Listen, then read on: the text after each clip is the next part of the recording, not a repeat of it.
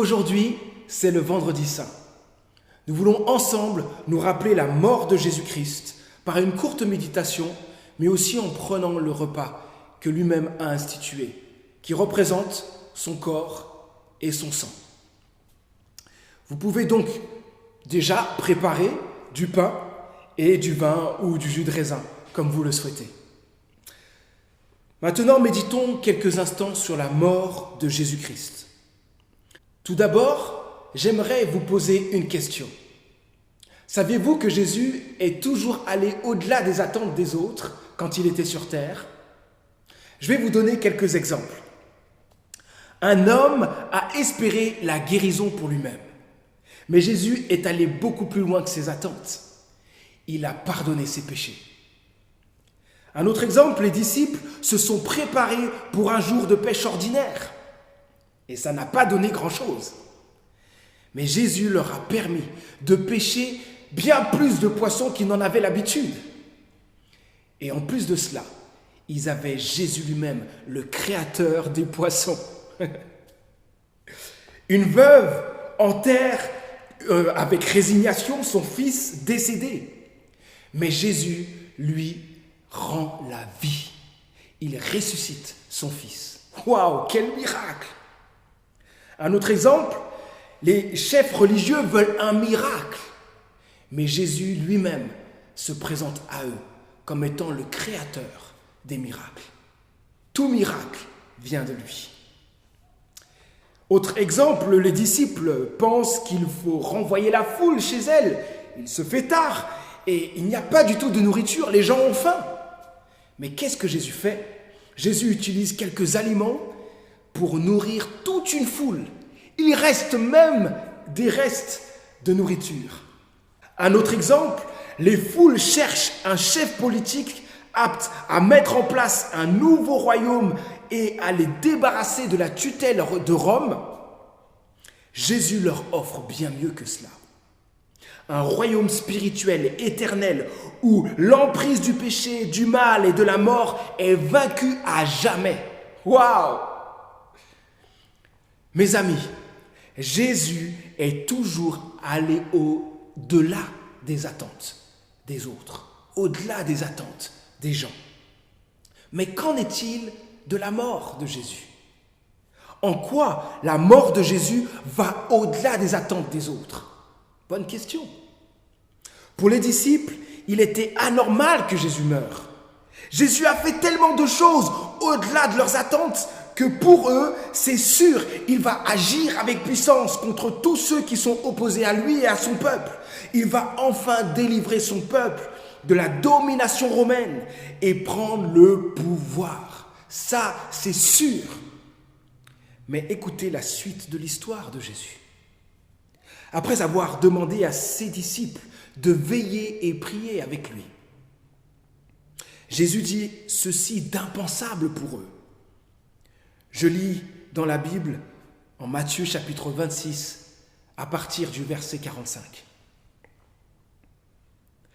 Je cite, « Vous dormez encore et vous vous reposez. L'heure est venue où le Fils de l'homme va être livré entre les mains des pécheurs. Levez-vous et allons-y. Celui qui me trahit est là. »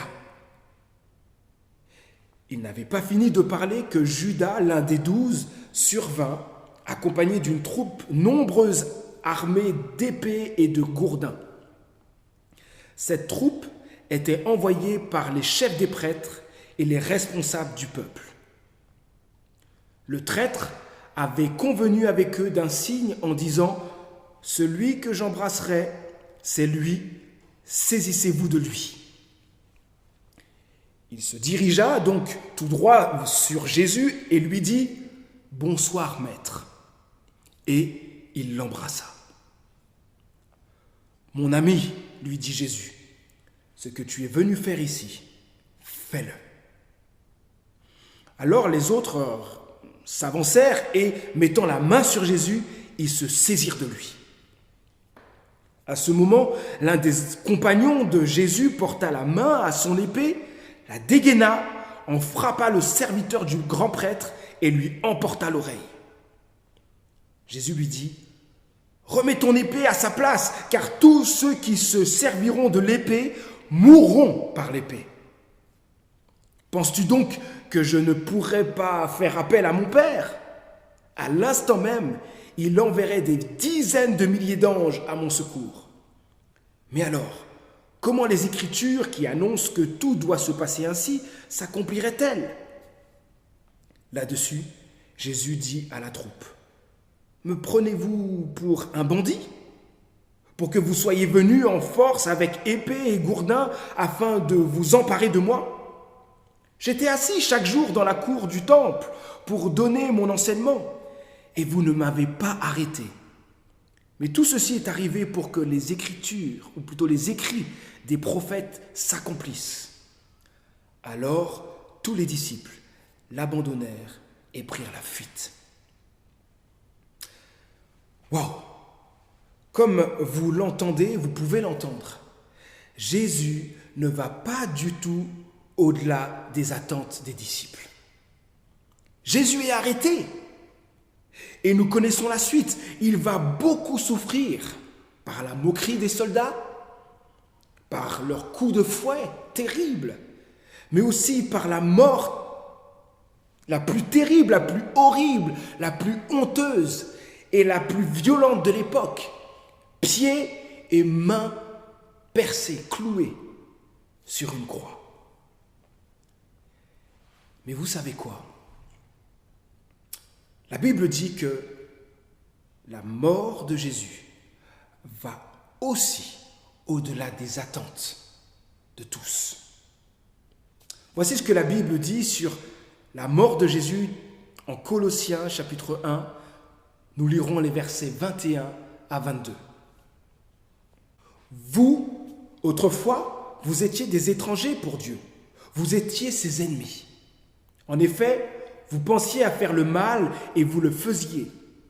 Mais maintenant, Dieu vous a réconciliés avec lui par la mort de son Fils, qui a souffert dans son corps humain. Alors, vous pouvez vous présenter devant Dieu en étant saint, pur et sans faute. La Bible commence par dire quelque chose de terrible nous concernant. Nous sommes des étrangers pour Dieu, loin de Dieu, exclus de sa présence, ses ennemis. Et pourquoi cela? À cause du mal que nous commettions dans nos pensées et nos actions, à cause de nos œuvres mauvaises, à cause du péché, de notre rejet de Dieu, de notre rejet aussi de sa volonté pour nous, bonne et parfaite. Le plus terrible, c'est que nos péchés nous font mériter l'enfer et la souffrance éternelle loin de la présence de Dieu. J'aime beaucoup la suite qui commence ainsi. Mais maintenant, Dieu vous a réconciliés avec lui. Waouh!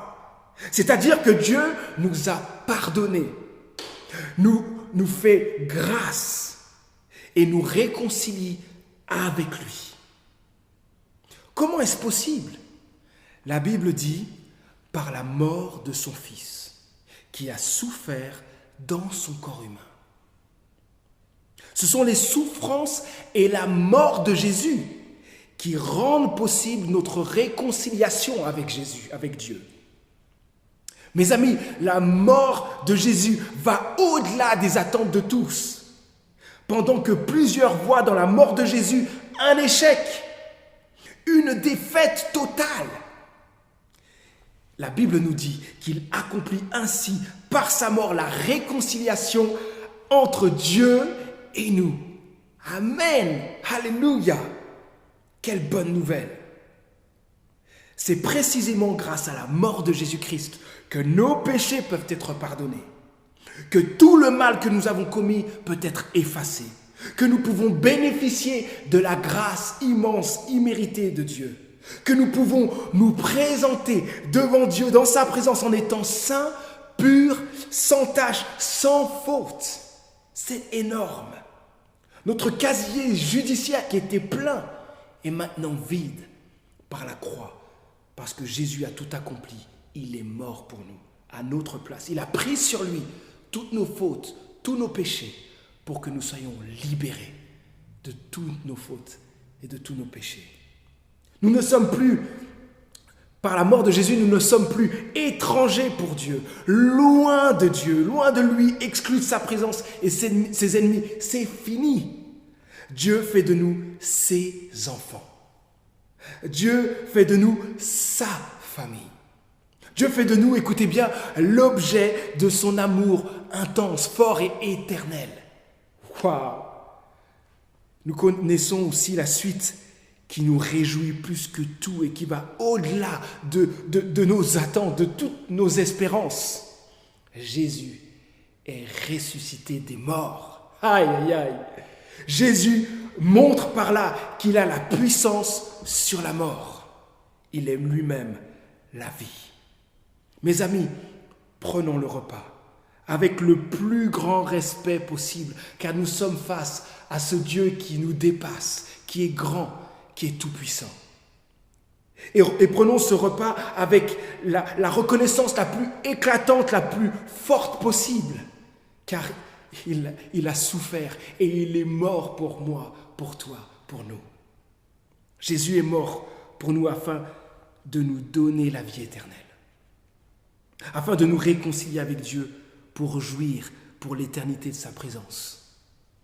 Jésus est mort pour nous afin de nous offrir le paradis sur une nouvelle terre où le mal, le péché, la souffrance et la mort ne seront plus. Imaginez un peu cela. Quelle réalité forte nous attend. Nous bénéficierons de la justice parfaite de Dieu et du bonheur éternel en sa présence. J'ai hâte de vivre cela, de vivre sur cette nouvelle terre et dans la présence même de Dieu. Waouh! Alors, avec tout cela, si nous nous sommes éloignés de Dieu, si nous vivons dans le péché, si nous nous laissons aller à vivre n'importe comment, revenons à Jésus, revenons à Dieu, demandons-lui pardon pour nos fautes et demandons à Dieu son aide pour vivre une vie totalement consacrée à l'aimer et à aimer les autres. Si nous n'avons jamais placé notre foi en Jésus, venons à lui. Demandons-lui pardon pour nos fautes et croyons que par sa mort, nous pouvons recevoir la vie éternelle et être pour toujours réconciliés avec Dieu. Avant de prendre le repas, je vous invite à chanter avec moi un beau chant qui nous rappelle que Jésus est un roi souffrant, méprisé, mais aussi couronné.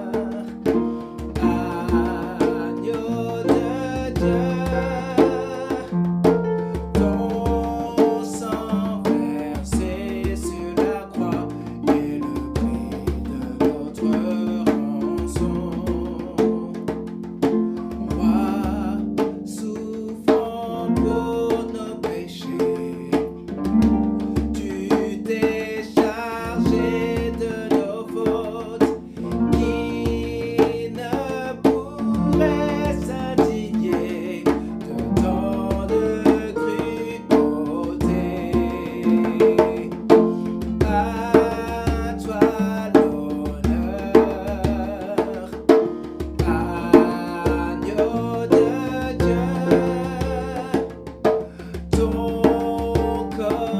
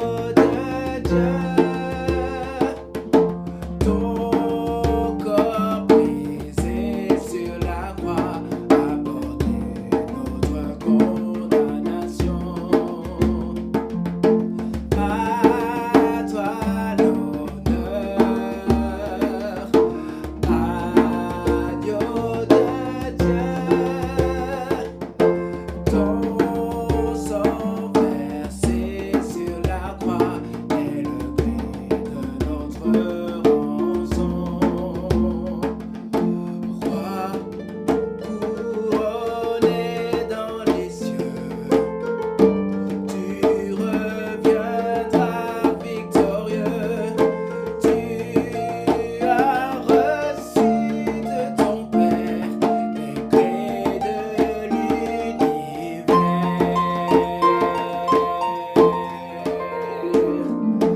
À toi l'honneur, agneau de Dieu. Ton corps brisé sur la croix a porté notre condamnation. À toi l'honneur, agneau de Dieu. Ton sang versé sur la croix est le prix de notre rançon.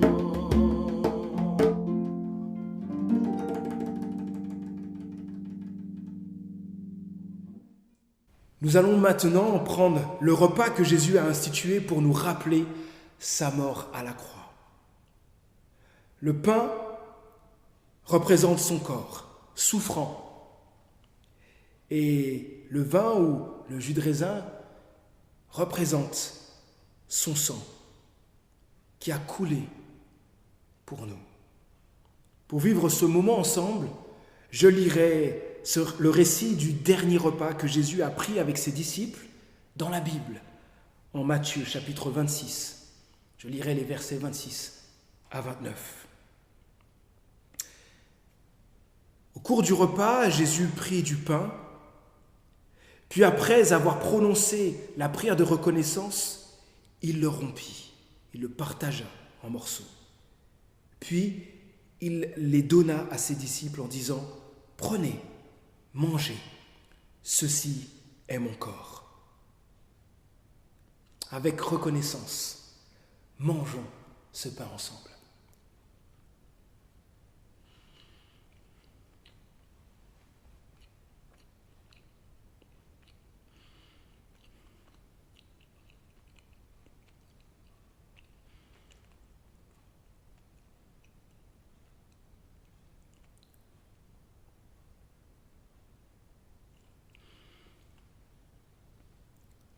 Je lis la suite.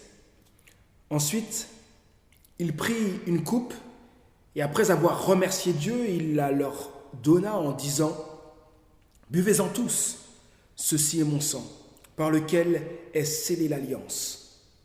Il va être versé pour beaucoup d'hommes afin que leurs péchés soient pardonnés. » Avec reconnaissance, buvons le fruit de la vigne ensemble.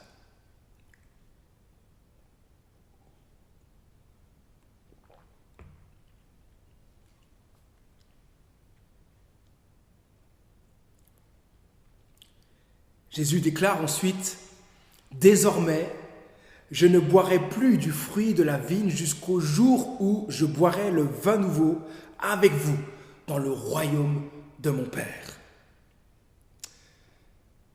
Jésus nous invite à avoir les yeux fixés sur le jour où nous boirons du vin nouveau avec lui dans le royaume de Dieu, notre Père. Je vous invite maintenant à prier. Notre Dieu, un immense merci pour ton grand amour pour nous. Tu nous aimes tellement que tu es venu sur terre, tu as énormément souffert et tu es mort d'une mort atroce à notre place sur une croix. Tu mérites des milliers de merci, une reconnaissance incessante, un amour qui va jusqu'à se donner totalement pour toi et pour les autres. Notre Dieu, que nous sachions faire comme l'apôtre Paul, nous rappeler sans cesse ta mort, nous laisser transformer par ton amour et ne pas vivre pour nos projets égoïstes, mais tout faire par amour pour toi et pour les autres. Notre Dieu continue à nous transformer pour que nous ressemblions toujours un peu plus à Jésus-Christ, que nous soyons toujours plus bouleversés par la mort de Jésus-Christ et que toute notre vie te dise sans cesse merci, merci et merci pour la croix. Amen. Amen. Avant de finir, je vous invite à chanter un beau chant qui nous rappelle la mort de Christ, mais aussi notre désir de le servir, de vivre par amour pour lui. Chantons maintenant.